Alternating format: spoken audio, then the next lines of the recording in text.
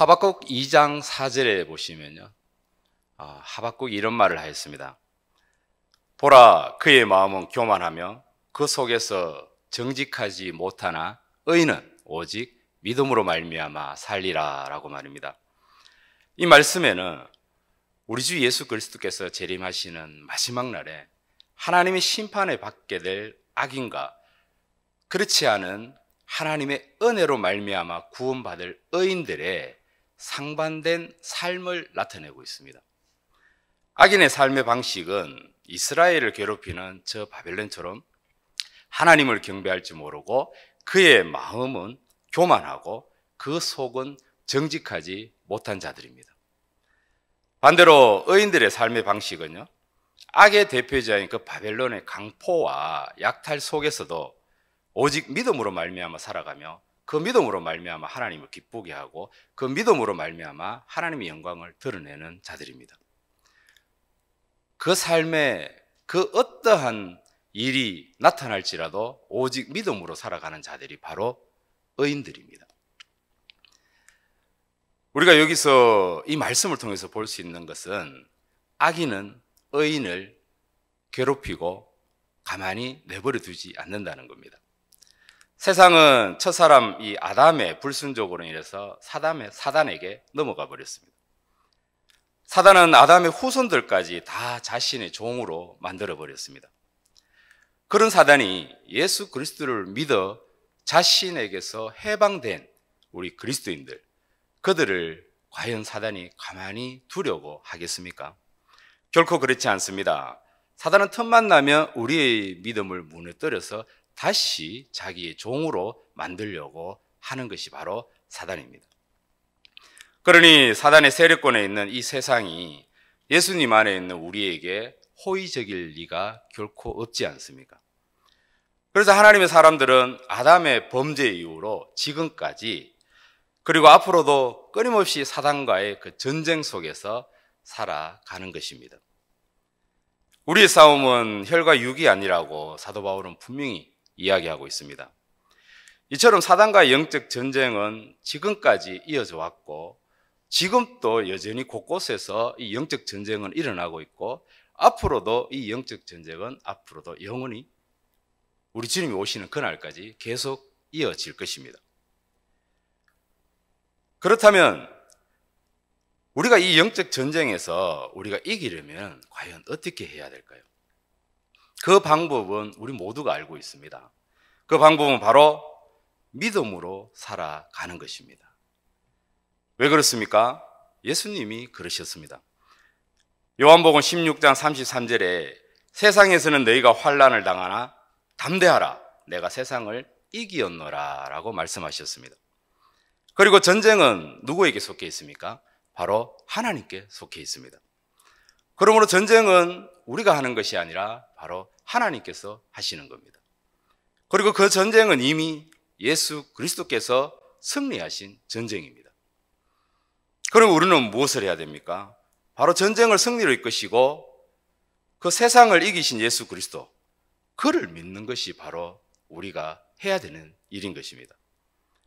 그러면 우리 또한 믿음으로 승리의 함성을 외치는 그러한 승리자가 되어서 세상을 담대하게 살아가는 주의 제자가 될 수 있습니다.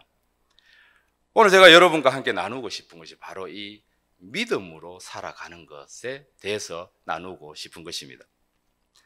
많은 사람들이 이야기를 합니다. 도대체 믿음으로 살아가는 것이 무엇입니까? 라고. 여러분은 믿음으로 살아간다는 것이 무엇인지 분명히 이야기할 수 있습니까? 믿음으로 살아가는 것이 어떤 것이다 라고 확신 있게 이야기할 수 있습니까? 저도 제 생각만 가지고는 믿음으로 살아가는 것은 이것이다 라고 저는 확신 있게 이야기할 수가 없습니다. 그러나 성경적으로 하나님의 말씀으로는 확실하게 이야기해 드릴 수가 있습니다. 믿음으로 산다는 것은 바로 하나님을 향한 절대적인 이 신뢰를 가지고 예수 그리스도라는 표대를 향해서 당당하게 담대하게 걸어가는 것입니다. 그게 바로 믿음으로 살아가는 것입니다. 그 어떠한 난간이 우리 앞에 놓여 있더라도 믿음으로 예수 그리스도, 그를 향해서 걸어가는 것이 바로 믿음으로 살아가는 것입니다. 그 모습을 가장 잘 보여준 사람이 바로 오늘 본문에 나오는 사도 베드로입니다. 베드로가 의도했든 안 했든 오늘 이 본문의 모습은 우리가 배워야 할 바로 그런 믿음의 모습입니다. 오늘 본문을 요약하면 이렇습니다. 예수님께서 5,000명을 오병이어의 이적으로 먹이시고 그리고 제자들과 잠시 헤어지게 됩니다. 예수님은 산으로 가셨고 기도하러 가셨고 제자들은 목적지를 향해서 자기들만 배를 타고 바다 가운데를 지나갑니다. 그럴 때 이 제자들이 가는 길이 순탄치가 않습니다. 풍랑이 몰아쳐 오면서 그들은 두려움에 떨게 되고 죽을 것 같은 공포에 놓이게 됩니다. 그들이 그 위기에 처했던 시간이 밤 사경이라 했습니다. 밤 사경이라 했으니 제자들이 큰 위험에 처하게 된 그 시간이 새벽 3시에서 6시 사이입니다. 여러분 혹시 그 새벽 3시에서 6시 사이에 밤바다를 혹시 보신 적이 있습니까? 바다 위에서 밤바다를 보신 적이 있습니까? 밤바다가 아니라 물이라도 그 시간에 물을 볼 때는 엄청난 두려움이 밀려오게 되어 있습니다. 아무것도 보이지 아니하고 캄캄한 그 어두운 곳에서 공포가 밀려오게 되어 있습니다. 죽을 것 같은 공포가 그 제자들을 덮쳤던 겁니다. 갖다는 풍랑이 일으켰기 때문에 그 풍랑으로 말미암아 더욱더 무서웠습니다. 그때 저 멀리서 물 위를 걸어오시는 이가 있었는데 그가 바로 예수 그리스도입니다. 제자들은 예수님이 오셨는데도 불구하고 예수님이 유령인지 알고 그들은 더욱더 무서워서 그들은 소리를 질렀습니다. 그때 예수님이 말씀하셨습니다. 안심하라, 나다. 예수님이 내니 안심하라 그렇게 말씀을 하셨습니다. 그때 그 두려움이 이미 잠식되어 버린 제자들은 그 말을 믿지 않았습니다. 더욱더 두려움에 떨었고 더욱더 무서워하고 있었는데 그때 베드로가 예수님에게 질문을 합니다. 28절을 한번 보십시오. 주여, 만일 주님이 시거든 나를 명하사 물 위로 오라 하소서라고 말입니다. 아무도 이 얘기를 못하는데 베드로는 그 얘기를 합니다. 그러면서 그렇게 이야기를 할 때 예수님이 이렇게 이야기하십니다. 오라. 베드로는 배사람 출신으로 무모하지만 용감했고 그리고 났을 때 안 났을 때 잘 구분하지 못했지만 주님을 향한 그 열정만큼은 제자들 가운데 어뜸이었습니다. 예수님을 잡으러 온 대제사장의 그 종의 귀를 자르고 예수님께 칼을 가지는 자는 칼로 망할 것이라고 야단 맞은 것도 베드로고 주님 저는 절대 주님을 부인하지 않겠습니다 라고 맹세하면서도 3번이나 부인하게 된 것이 바로 베드로입니다. 그리고 하나님의 일을 생각하지 않고 사람의 일을 생각한다고 사탄아 물러나라 하면서 사탄의 소리를 들은 것 또한 베드로입니다. 이처럼 베드로는 한마디로 종잡을 수 없었고 또 신뢰가 잘 안 가는 제자였습니다. 그러나 오늘 본문에 나오는 이 베드로의 행동에서 우리는 주님을 향한 하나님을 향한 그의 대단한 믿음을 우리는 볼 수가 있습니다. 29절을 보시면 주님이 오라 하였을 때 베드로는 망설임 없이 배에서 내려 물 위로 걸어서 하나님께로 걸어갔습니다.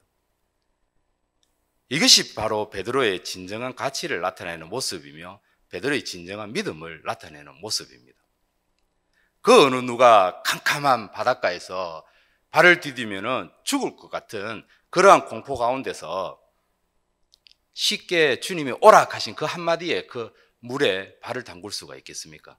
아무도 그렇게 하지 못했는데 베드로는 그렇게 했습니다. 베드로의 이 행동은요, 주를 향한 신뢰가 없었다면 과연 가능했을까요? 절대 그렇지 않습니다. 주를 향한 절대적인 믿음이나 절대적인 그 신뢰가 없이는 절대로 나올 수 없는 행동이 바로 이 베드로의 행동입니다. 아무리 무모하고 아무리 자기 마음대로 하는 사람이라도 죽을 것 같은 자기 목숨 앞에서 마음대로 하는 사람은 잘 없습니다. 비록 주를 향해서 가다가 바람을 보고 물에 빠졌을지라도 베드로의 이 행동은 우리에게 가르쳐 주는 것이 너무나 많습니다. 베드로가 물에 빠진 것을 가지고 그 믿음을 우리는 절대로 깎아내릴 수가 없다는 것입니다. 아무리 믿음이 좋은 사람도 넘어지지 않는 사람은 없습니다. 믿음의 아버지라는 아브라함도 자신의 목숨을 위해 자신의 아내를 누이라고 속인 비겁한 행동을 한 비겁한 자이지 않습니까? 그리고 하나님께서 내 마음에 합한 자라는 다윗도 자신의 충성스러운 부하의 그 아내를 범한 파렴치한 사람이었지 않습니까? 이처럼 아무리 믿음이 좋다고 하여도 넘어지지 않는 사람은 없습니다. 그래서 사도 바울은 고린도전서 10장 12절에서 그런즉 선줄로 생각하는 자는 넘어질까 조심하라 하였습니다. 그러므로 천방지축 같고 생각 없이 말을 뱉는 것 같은 베드로였지만 오늘 그의 이 물 위를 걸어가는 이 행동은요, 바로 우리가 배워야 할 진정한 믿음의 행동입니다. 믿음으로 살아간다는 것은 바로 이런 것입니다.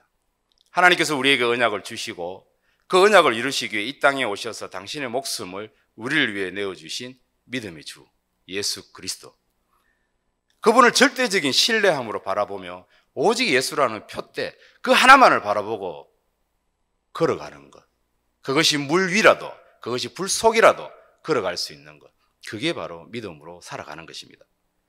걸어가다가 넘어져도 괜찮습니다.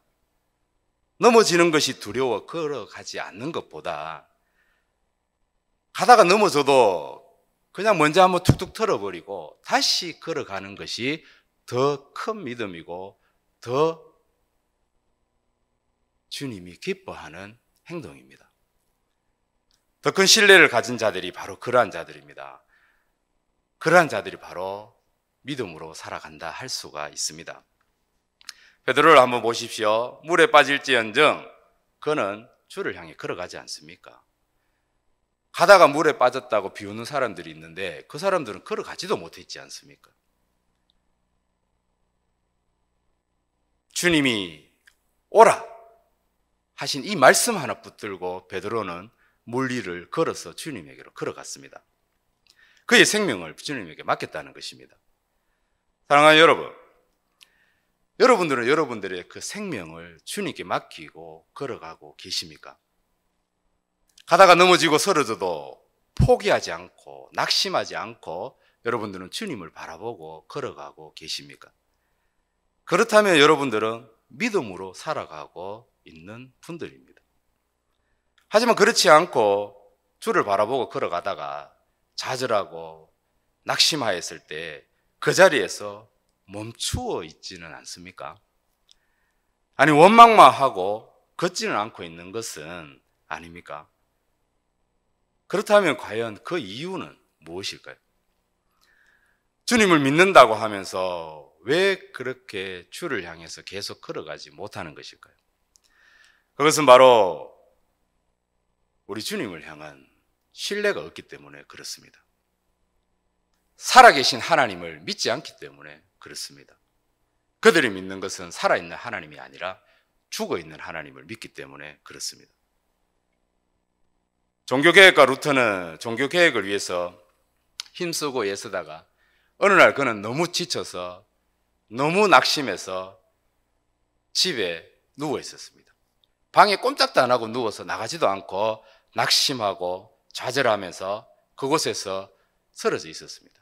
그때 그의 아내가 들어와서 루터 옆에 앉더니 아이고 하면서 곡을 하더랍니다.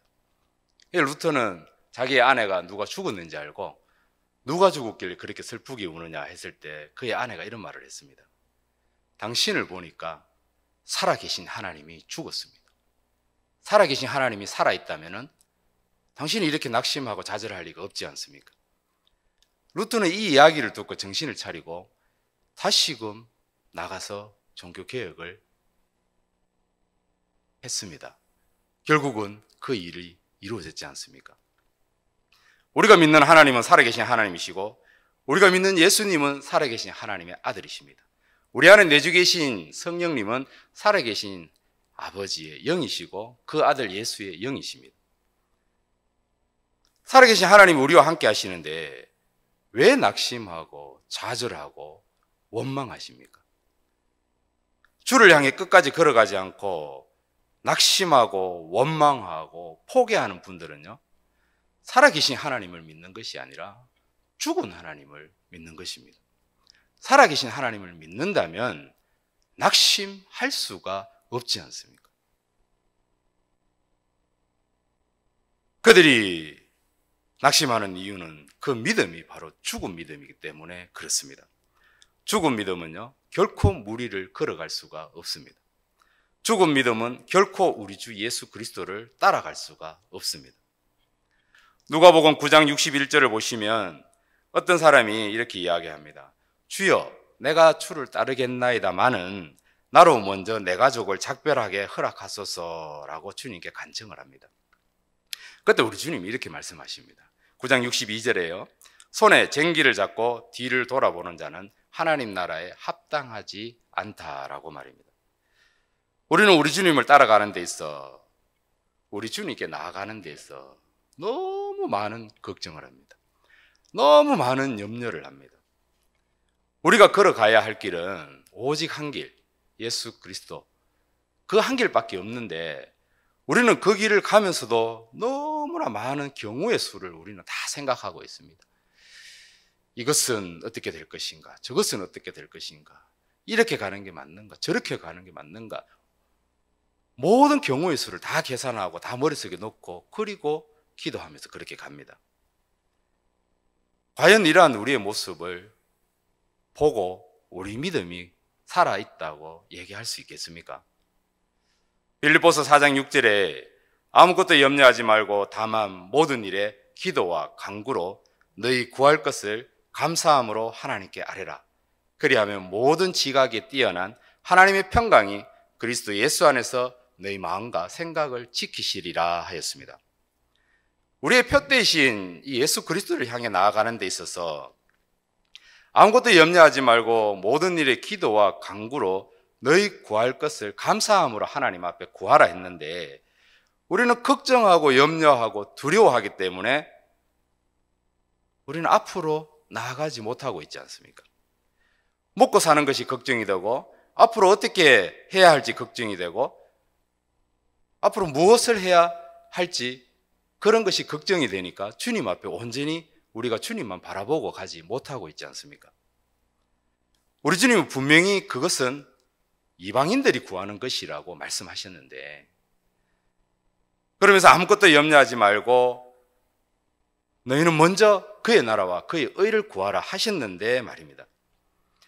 예수를 믿음으로 새 생명을 받은 구원받은 자가 되어서 죽으면 이것보다 더 좋은 하나님 곁으로 가게 되었는데도 우리는 우리 몸이 병들고 그 병으로 고통받을까 죽으며 두려워합니다. 우리의 삶이 잘못되어서 우리의 모든 것을 잃어버릴까 두려워합니다.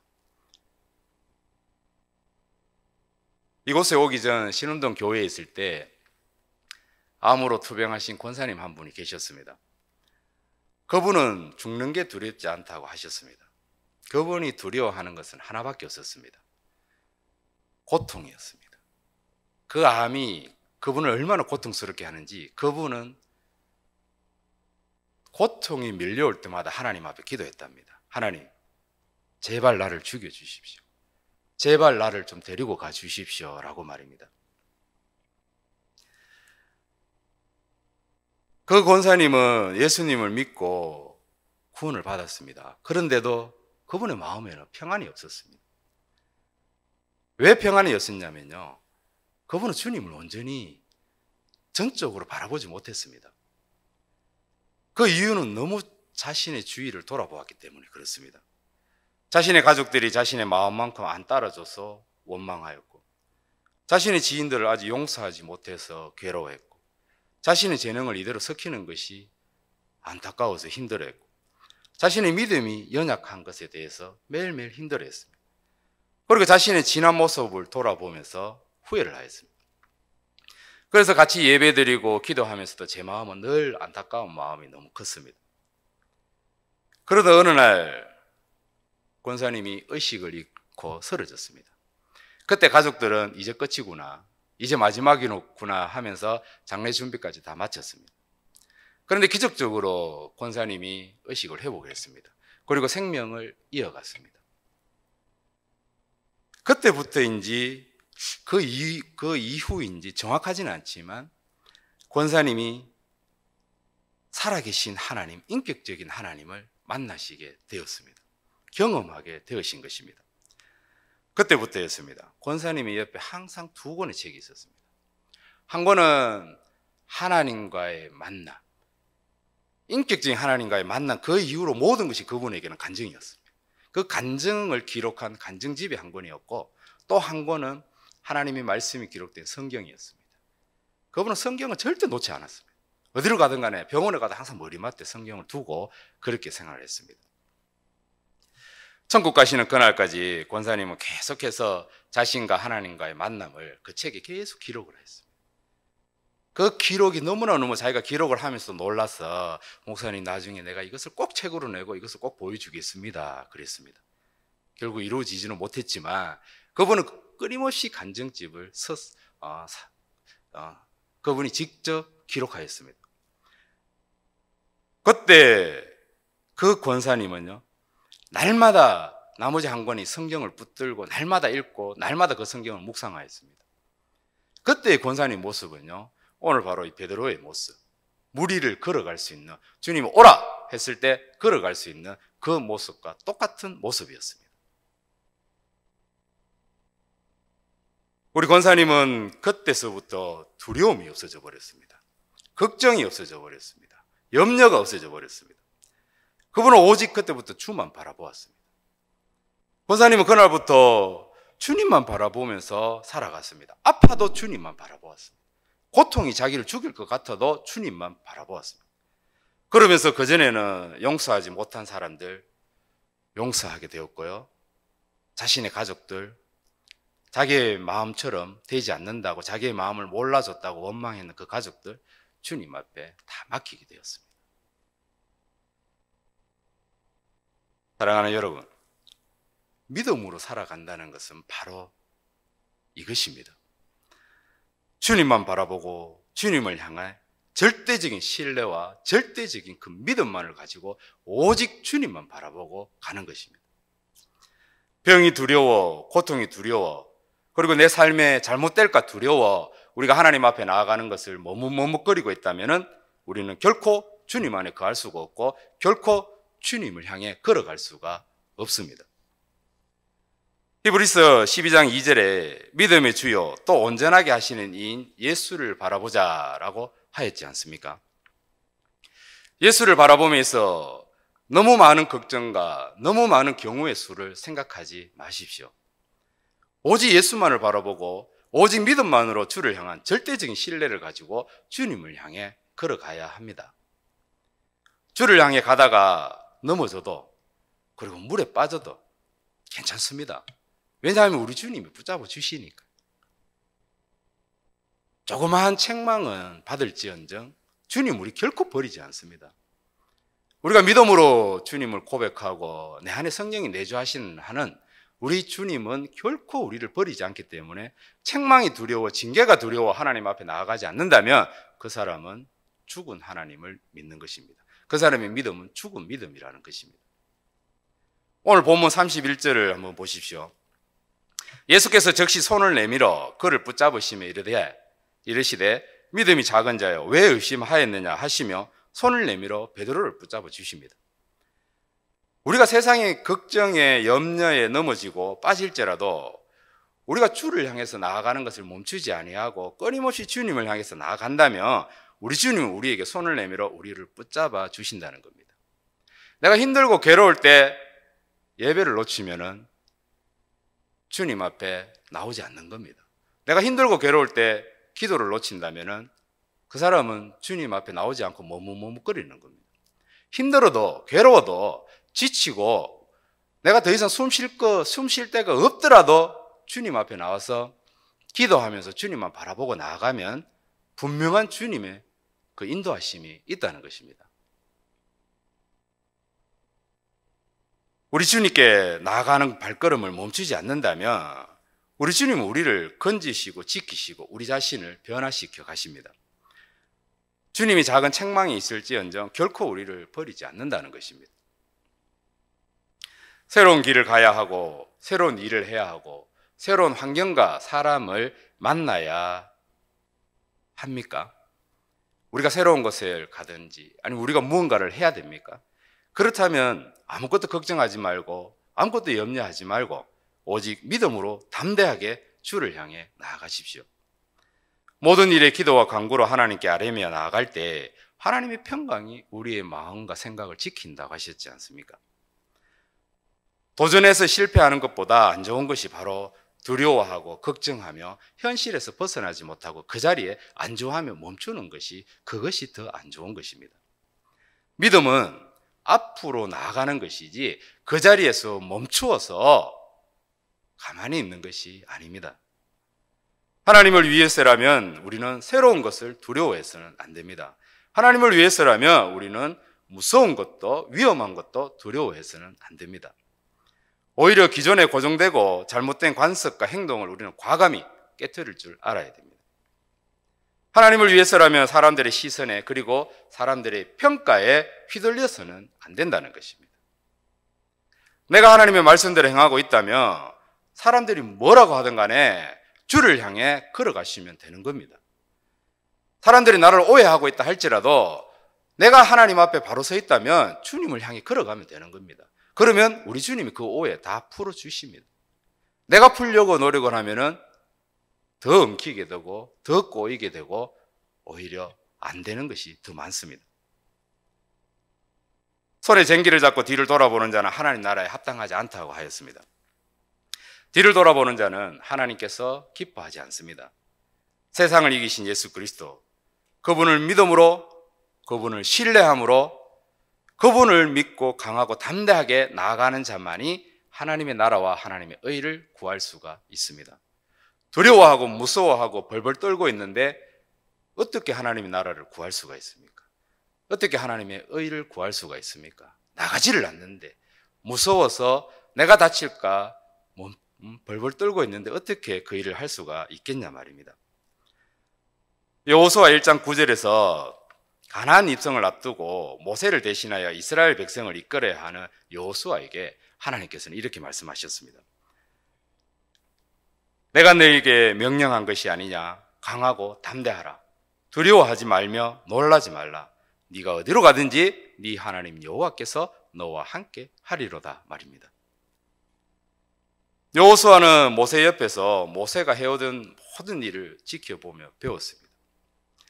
하지만 모세가 없이 혼자서 이 수백만 명의 이스라엘 민족을 이끈다는 것은 여호수아에게는 너무나 두렵고 너무나 떨리는 일이었습니다. 그것도 한번 좌절하고 낙심하며 들어가지 못한 그곳에 다시 가야 되니까 말입니다. 그런 여호수아에게 하나님께서는 깨닫게 해주십니다. 이 땅에 들어가는 것도 내가 너에게 명령한 것이 아니냐. 이 백성을 이끄는 것 또한 내가 너에게 명령한 것이 아니냐. 그러니 너는 강하고 담대하라. 네 하나님 여호와, 내가 너와 함께 하겠다.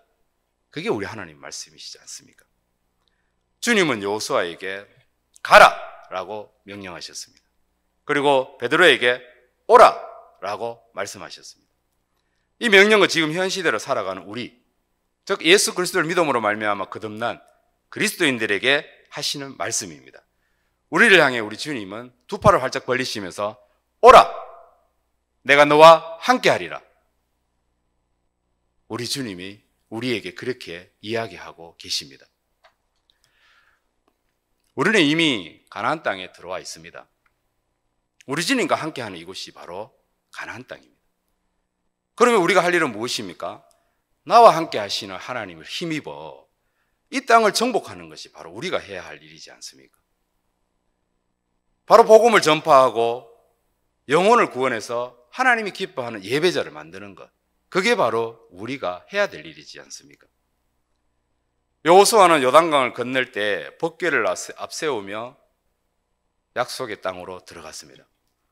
그러면 우리는 어떻게 해야 됩니까? 우리는 우리에게 내주하시는 성령 하나님, 그 성령 하나님을 앞세우며 예수 그리스도를 향해 나아가야 하는 겁니다. 성령께 모든 것을 맡기고 성령의 인도하심에 복종하며 성령의 능력으로 담대하게 예수 그리스도라는 그 표대를 향해서 멈추지 않고 걸어가야 하는 것입니다. 사랑하는 베들로 성도 여러분, 우리의 믿음은요, 예수 그리스도를 바라보며 예수 그리스도를 향해 걸어가는 것입니다. 우리의 삶은 예수 그리스도로 인해 주어진 새 삶입니다. 우리가 가진 삶이 아니라 주님이 새롭게 주신 거듭난 삶입니다. 그렇기에 우리는 오직 예수 그리스도의 말씀대로 살아가야 하고, 살아도 주를 위해 살아야 하고, 죽어도 주를 위해 죽어야 하는 것입니다. 우리가 살아가는 곳은 이 세상이지만 우리의 진정한 생명은 예수 그리스도 안에 있습니다. 사는 곳은 땅인데 생명은 저 위에 계신 예수 그리스도, 그분께 있는 것, 참 모순적이지 않습니까? 그래서 의인은요, 오직 믿음으로 말미암아 살아가는 것입니다. 우리 생각으로, 우리의 가치관으로, 우리의 윤리와 우리의 어떤 도덕관념으로 살아가는 것이 아니라 하나님을 신뢰하고 전적으로 하나님을 의지하는 그런 믿음으로 살아가는 것이 바로 우리들, 그리스도인들이라는 말입니다. 예수님은 지금도 우리에게 말씀하십니다. 오라, 내게로 오라 라고 말입니다. 망설이면 안 됩니다, 여러분. 머뭇거리면 안 됩니다. 베드로처럼 그냥 오라 하신 주님의 말씀 믿고, 네, 주님, 가겠습니다. 그럼 가는 겁니다, 그냥. 가다가 넘어져도, 그럼 또 일어서서, 주님, 베드로처럼, 주님 나를 구원하소서, 그러면 우리 주님 또 손을 붙잡아 주시지 않습니까? 그럼 또 걸어가면 되는 것입니다. 신앙이라는 것, 믿음이라는 것, 저는 별거 없다고 생각합니다. 아무것도 돌아보지 말고 오직 예수, 오직 믿음, 오직 말씀, 이거 외치며 예수 그리스도를 향해서 절대적인 신뢰를 가지고 절대 주권을 인정하면서 주님을 향해 걸어가는 것, 그게 바로 믿음이고 그게 바로 신앙이지 않습니까? 그거 외에 뭐 더 있겠습니까? 없습니다. 구원의 길이 예수 그리스도 외에 있습니까? 없지 않습니까? 우리 인생에 우리 영혼의 구원보다 더 중요한 게 있습니까? 없습니다. 하나님의 나라와 하나님의 의를 구하는 것도 우리 영혼이 먼저 구원을 받아야, 우리가 먼저 하나님을 만나고 우리가 먼저 하나님 안에 거해야 우리가 하나님의 나라와 의를 구할 수 있는 것이지, 구원은 한순간의 믿음으로 확정되는 것이 아닙니다. 구원은 예수 그리스도 안에 거할 때 확정되는 것입니다. 믿음으로 예수 그리스도 안에 들어갔다면 그때부터 우리는 세상을 돌아보면 안 됩니다. 세상과 타협해서도 안 됩니다. 요한복음 15장 7절에 너희가 내 안에 거하고 내 말이 너희 안에 거하면 무엇이든지 원하는 대로 구하라. 그리하면 이루리라 라고 예수님은 말씀하셨습니다. 이것이 우리 믿음의 핵심이고 우리 믿음의 원리입니다. 내가 예수 그리스도 안에 거하고 예수님의 말씀이 내 안에 거하는 것, 이게 되려면 우리는 베드로처럼 주를 향해 물 위로 과감하게 우리의 걸음을 내디딜 수 있어야 하는 것입니다. 무언가를 구하기 전에 먼저 예수 그리스도를 신뢰하고 먼저 예수 그리스도 안에 우리가 거해야 합니다. 원망을 하더라도 주님 안에서 해야 되고 불평을 하더라도 주님 안에서 해야 되는 것입니다. 과연 될까? 들어주실까? 하나님이 이 기도를 원하실까? 이 일이 하나님이 원하시는 것일까? 이것은 아직 하나님을 온전히 신뢰하지 않았기 때문에 그렇습니다. 말씀대로 길을 걸어가다 보면 주님이 인도해 주십니다. 맞으면 길을 열어주실 것이고 아니면 주님이 그 길의 방향을 바꾸실 것입니다. 가다가 시험에 들면 주님이 건져 주시겠죠. 이 기도가 하나님이 원하시는 기도가 아니면 하나님께서 바꿔 주실 겁니다. 오늘 저는 간절히 원합니다. 우리 모두가 이 베드로의 이 무모하게 보일 정도로 주를 위해 물 위를 걸어가는 이 믿음을 가질 수 있기를 저는 진정으로 원합니다. 그래서 우리 모두 뒤를 돌아보지 말고 오직 예수 그리스도라는 그 표대를 향해 한 마음으로 걸어갔으면 좋겠습니다. 좀 다투고 좀 시기하고 좀 힘들어하고 좀 괴로우면 어떻습니까? 예수 그리스도라는 표대를 향해 걸어가는 그 마음만 하나가 되어서 함께 주님을 향해 걸어간다면 되지 않겠습니까? 우리 주님이 그걸 더 원하지 않겠습니까? 그 일을 위해 쉬지 않고 기도하겠습니다. 여러분도 함께 기도해 주시길 바랍니다. 예수님의 오라 하신 그 말씀, 그 하나 붙잡고 오직 믿음으로 걸어간 그 베드로의 그 믿음이 여러분의 믿음이 되어 여러분의 삶이 믿음으로 살아가는 그러한 삶이 되시기를 예수님 이름으로 축원드립니다. 아멘.